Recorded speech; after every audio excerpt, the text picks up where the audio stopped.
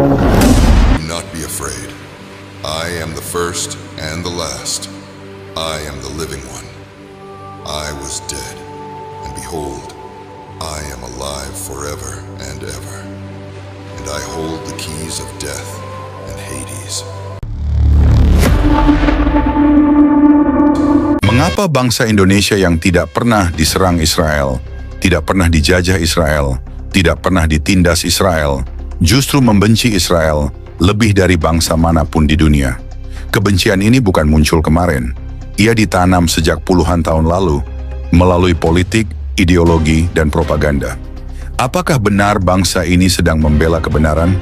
Ataukah otak bangsa ini sudah dicuci oleh kebohongan yang turun-temurun? Shalom saudara-saudari terkasih dalam Kristus. Hari ini, mari kita berbicara tentang sesuatu yang menyedihkan. Tentang bagaimana bangsa yang katanya cinta damai, tiba-tiba bisa menumpahkan begitu banyak kebencian terhadap satu bangsa kecil, Israel. Pertanyaannya, kenapa? Mengapa bangsa Indonesia yang tidak pernah diserang Israel, tidak pernah dijajah Israel, tidak pernah ditindas Israel, justru membenci Israel lebih dari siapapun di dunia? Jawabannya, karena otak bangsa ini sudah dicuci. Bukan oleh fakta, tapi oleh ideologi yang disebar sejak berabad-abad lalu. Sejak ajaran dari Timur Tengah dibawa masuk, bersama doktrin kebencian terhadap Israel. Akar kebencian itu bukan politik, melainkan warisan ideologi yang dibawa bersamaan dengan datangnya Islam ke Nusantara. Ketika Islam masuk ke Indonesia sekitar abad ke-13, ia tidak hanya membawa ajaran agama, tetapi juga membawa pandangan dunia Timur Tengah. Pandangan yang memusuhi bangsa Yahudi, menolak eksistensi Israel, dan memutarbalikkan sejarah perjanjian Tuhan. Dalam banyak ajaran yang diwariskan secara turun-temurun, bangsa Yahudi dilabeli sebagai musuh umat, tanpa penjelasan, tanpa fakta, tanpa kebenaran firman. Dari mimbar ke mimbar, dari generasi ke generasi, tertanamlah kebencian tanpa dasar terhadap Israel. Namun kebencian ini sudah diinstitusikan, masuk ke dalam sistem pendidikan, menjadi bagian dari politik luar negeri, diajarkan di jalanan, diteriakan di mimbar, dan ditelan mentah-mentah oleh jutaan jiwa tanpa pernah meneliti kebenarannya. Inilah hasil dari pencucian otak ideologis selama berabad-abad. Bangsa ini diajari membenci Israel tanpa alasan, diajari menolak kebenaran Alkitab, diajari berdiri di sisi yang salah dari sejarah, di sisi yang melawan janji Tuhan. Padahal kebencian terhadap Israel bukanlah bentuk keberpihakan pada kebenaran, tetapi penolakan terhadap rencana Tuhan sendiri. Dan siapapun yang menolak rencana Tuhan sedang menempatkan diri di bawah kutukan, bukan berkat. Saudara-saudari, saat kita melihat dunia berdiri melawan Israel dan bangsa ini ikut bersorak dalam kebencian, ingatlah satu hal, Tuhan tidak pernah mengubah firman-Nya. Ia berkata kepada Abraham, siapa yang memberkati engkau akan kuberkati, dan siapa yang mengutuk engkau akan kukutuk. Pertanyaannya sekarang bukan lagi tentang politik, tetapi tentang posisi rohani bangsa ini. Apakah kita akan terus dibutakan oleh kebohongan yang diwariskan ribuan tahun, atau kita akan berdiri di sisi kebenaran, di sisi Tuhan yang hidup, yang setia pada perjanjiannya dengan Israel? Bangsa ini harus sadar, membenci Israel berarti menentang Tuhan. Dan siapa yang menentang Tuhan, tidak akan pernah berdiri tegak. Selama kebencian terhadap Israel masih dijadikan kebanggaan nasional, berkat atas bangsa ini akan tertahan. Hanya pertobatan dan kembali pada kebenaran firman Tuhan yang dapat membuka mata bangsa ini dari cuci otak ideologi yang menyesatkan selama berabad-abad. Apakah bangsa ini benar-benar membela kebenaran, ataukah bangsa ini sedang hidup dalam kebohongan yang diwariskan dari masa lalu?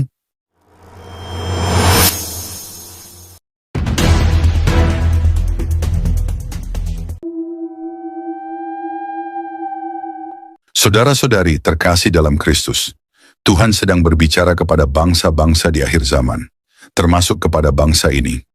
Seperti firman-Nya dalam Yeremia 18 ayat 11 dan 12, beginilah firman Tuhan. Sebab itu, katakanlah kepada orang Yehuda dan kepada penduduk Yerusalem, beginilah firman Tuhan. Sesungguhnya aku ini sedang menyiapkan malapetaka terhadap kamu dan merancangkan rencana terhadap kamu. Baiklah kamu masing-masing bertobat dari tingkah langkahmu yang jahat dan perbaikilah tingkah langkahmu dan perbuatanmu. Tetapi mereka berkata, tidak ada gunanya, sebab kami hendak berkelakuan mengikuti rencana kami sendiri, dan masing-masing hendak bertindak mengikuti kedegilan hatinya yang jahat. Bukankah itu juga cermin dari zaman ini? Bangsa yang keras hati, bangsa yang menolak kebenaran firman, bangsa yang menganggap kebohongan sebagai kebenaran, dan kebenaran sebagai ancaman bagi ideologi lama. Namun Tuhan tetap setia pada janjinya. Mazmur 33 ayat 12. Berbahagialah bangsa yang Allahnya ialah Tuhan, suku bangsa yang dipilihnya menjadi miliknya sendiri. Israel tetap bangsa pilihan Tuhan. Perjanjian itu tidak pernah dibatalkan, tidak pernah diganti, tidak pernah dicabut. Dan kepada bangsa-bangsa yang berani menyentuh Israel, Tuhan memperingatkan melalui Zakharia 2 ayat 8. Sebab beginilah firman Tuhan semesta alam, yang dalam kemuliaannya telah mengutus aku, mengenai bangsa-bangsa yang telah menjarah kamu. Sebab siapa yang menjamah kamu, berarti menjamah biji matanya. Itulah sebabnya, ketika dunia menentang Israel, mereka sebenarnya sedang menantang Tuhan sendiri. Dan tidak ada bangsa manapun yang dapat berdiri di hadapan murka Tuhan yang kudus. Bangsa ini harus berhenti hidup dalam kebohongan ideologi. Harus berhenti menelan propaganda yang dibungkus agama. Harus berhenti memusuhi bangsa yang diberkati Tuhan. Karena setiap kebencian terhadap Israel adalah perlawanan terhadap rencana kekal Allah sendiri. Dan setiap bangsa yang berdiri melawan rencana itu akan menuai kehancuran yang mereka tanam dengan lidah mereka sendiri. Saudara-saudari terkasih, Tuhan sedang menguji hati bangsa-bangsa. Apakah mereka akan berdiri bersama kebenaran atau terus terseret oleh kebohongan yang diwariskan dari masa lalu? Inilah saatnya bangsa ini memilih berdiri bersama firman Tuhan atau melawan Tuhan dan kehilangan berkat-Nya selamanya. Karena yang menolak Israel tidak sedang menolak politik, tetapi menolak Tuhan yang hidup.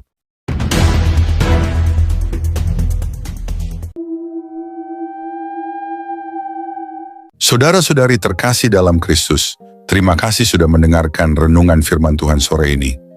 Bukan suatu kebetulan jika saudara ada di sini saat ini. Tuhan sendiri yang mengatur langkahmu, Tuhan sendiri yang mengetuk pintu hatimu, dan Tuhan sendiri yang menanamkan firman-Nya ke dalam jiwamu sore ini. Biarlah setiap kebenaran yang telah kita dengar tidak berhenti hanya di telinga, tetapi menembus hati, mengalir dalam pikiran, dan diwujudkan dalam perbuatan. Renungan ini bukan hanya perenungan, ini adalah panggilan. Panggilan untuk bertobat, panggilan untuk kembali, panggilan untuk bangkit, dan berjalan dalam kebenaran yang sejati. Karena kita tidak tahu berapa banyak sore lagi yang Tuhan izinkan untuk kita. Kita tidak tahu apakah esok masih milik kita. Tapi hari ini, sore ini, adalah anugerah yang tidak boleh disia-siakan. Mungkin ada banyak hal yang belum saudara mengerti, banyak luka yang belum sembuh, banyak doa yang belum terjawab. Tapi percayalah, Tuhan tidak pernah tutup telinga terhadap jeritan jiwa yang jujur, dan tidak pernah tutup mata terhadap air mata yang jatuh dalam diam. Tinggallah dalam kasih-Nya, berjalanlah dalam terang-Nya, dan peliharalah imanmu sampai akhir. Sore ini mungkin telah berakhir, tetapi firman yang telah tertanam dalam hati kita, biarlah itu terus tumbuh, menguatkan, menyucikan, dan membentuk kita menjadi serupa dengan Kristus. Bukan hanya hari ini, tapi sampai hari di mana kita bertemu muka dengan Dia yang kita imani. Jangan lelah melakukan yang baik. Jangan menyerah meski badai belum reda. Tetaplah percaya bahwa Tuhan tidak pernah melepaskan tangan-Nya dari orang-orang yang berharap kepadanya. Sampai jumpa di renungan firman Tuhan berikutnya. tetap setia, tetap menyala dalam kasih, dan tetap berjalan bersama Sang Gembala Agung, Yesus Kristus yang hidup dan akan datang kembali. Tuhan Yesus memberkati saudara semua. Mari kita berdoa. Terima kasih Tuhan Yesus. Terima kasih untuk sore yang penuh anugerah ini. Untuk setiap napas yang masih Kau izinkan berhembus dalam tubuh kami. Untuk setiap detik yang Engkau beri, agar kami bisa duduk diam di hadapan-Mu, mendengarkan suara-Mu melalui firman yang hidup, yang menusuk hati, yang mengguncang jiwa, namun juga mengobati luka dan mengangkat kami dari kejatuhan. Tuhan Yesus, sore ini kami datang bukan hanya membawa telinga kami, tapi membawa seluruh keberadaan kami ke hadapan tahta kasih-Mu. Kami datang dengan hati yang kadang kotor, pikiran yang sering goyah, dan semangat yang mulai padam. Tapi firman-Mu sore ini membangkitkan kami kembali. Engkau berbicara bukan hanya lewat huruf dan kata, tapi lewat roh yang menghidupkan. Kami tahu Tuhan, seringkali kami mengabaikan suara-Mu. Kami terlalu sibuk dengan dunia, terlalu sibuk mengejar yang fana, hingga lupa bahwa Engkaulah sumber kehidupan sejati. Namun hari ini kami diingatkan lagi, bahwa tak ada satu pun dalam dunia ini yang lebih berharga dari hadirat-Mu.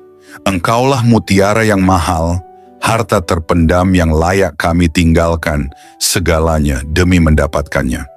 Ajari kami untuk mencintai-Mu lebih dari segala yang kami miliki. Terima kasih karena firman-Mu menegur kami, bukan untuk menghancurkan, tetapi untuk membentuk. Karena Engkau tidak membiarkan kami larut dalam jalan yang salah, namun menuntun kami kembali ke jalan yang sempit, jalan salib, jalan pengorbanan, jalan kebenaran. Tuhan Yesus, sore ini kami mengangkat tangan dan hati kami kepadamu. Segala yang telah kami dengar, biarlah tidak hanya tinggal dalam pikiran. Tanamkan itu dalam hati kami yang paling dalam. Ubah kami mulai dari dalam, jadikan kami pelaku firman, bukan hanya pendengar setia. Berikan kami hati yang lembut, hati yang sanggup menerima koreksi, dan tidak lari dari cahaya-Mu saat dosa kami disingkapkan. Ajari kami mencintai kebenaran, meski kebenaran itu menyakitkan. Ajari kami berjalan dalam kasih, meski dunia membalas dengan kebencian. Tuhan, jadikan kami terang di tengah kegelapan, garam di tengah kebusukan dunia ini. Dan ketika nanti malam datang, dan kesunyian menggantikan keramaian, biarlah firman-Mu terus bergema dalam hati kami. Biarlah suara-Mu lebih nyaring dari hiruk-pikuk dunia. Dan ketika kami tidur malam nanti, biarlah kami tidur dalam pelukan kasih-Mu. Dengan hati yang sudah dipulihkan, jiwa yang sudah disegarkan, dan semangat yang kembali menyala untuk berjalan bersama-Mu besok pagi. Tuhan, kami tahu hari-hari ini tidak mudah. Kami hidup di zaman yang gelap, di zaman di mana kebenaran dikompromikan, iman diperjualbelikan, dan kasih menjadi dingin.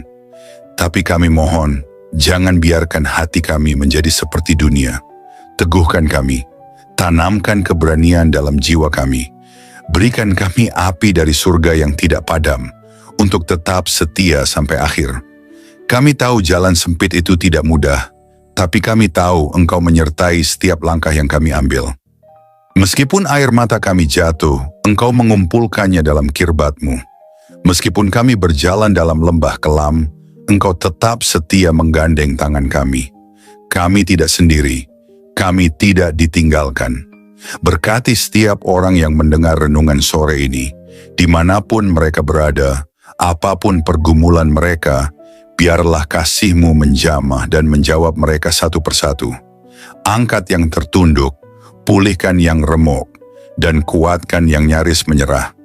Sore ini, kami pulang dari hadapan firman-Mu, bukan sebagai orang yang sama, tapi sebagai orang yang telah disentuh surga. Kami pulang dengan damai, kami pulang dengan harapan baru, kami pulang dengan keyakinan bahwa Engkau tetap berdaulat di atas segala hal yang tidak kami mengerti. Dan jika malam ini adalah malam terakhir kami di dunia ini, biarlah kami ditemukan tetap setia, tetap percaya, dan tetap memandang wajah-Mu. Kami rindu saat Engkau datang kembali Tuhan. Kami rindu melihat langit terbelah, malaikat meniup sangkakala, dan Engkau turun dengan kemuliaan. Jadikan kami mempelai yang siap. Jadikan kami gereja yang berjaga-jaga. Jadikan kami umat yang tidak tertidur. Kami tidak ingin Engkau datang tiba-tiba, dan kami masih bermain-main dengan dunia. Bangunkan kami Tuhan, sadarkan kami, segarkan kami, dan kuduskan kami hari demi hari. Terima kasih Tuhan Yesus. Segala pujian hanya bagi-Mu, segala kemuliaan hanya bagi nama-Mu, dan segala hidup kami hanya bagi kehendak-Mu. Dalam nama Tuhan Yesus Kristus, Tuhan yang hidup, Tuhan yang akan datang kembali, kami menutup renungan sore ini dengan penuh syukur dan kerendahan hati. Amin. Mari kita berdoa. Bapa kami, Bapa kami yang di sorga, dikuduskanlah nama-Mu. Datanglah kerajaan-Mu, jadilah kehendak-Mu di bumi seperti di sorga. Berikanlah kami pada hari ini makanan kami yang secukupnya. Dan ampunilah kami akan kesalahan kami, seperti kami juga mengampuni orang yang bersalah kepada kami. Dan janganlah membawa kami ke dalam pencobaan, tetapi lepaskanlah kami daripada yang jahat. Karena Engkaulah yang mempunyai kerajaan dan kuasa dan kemuliaan sampai selama-lamanya. Amin.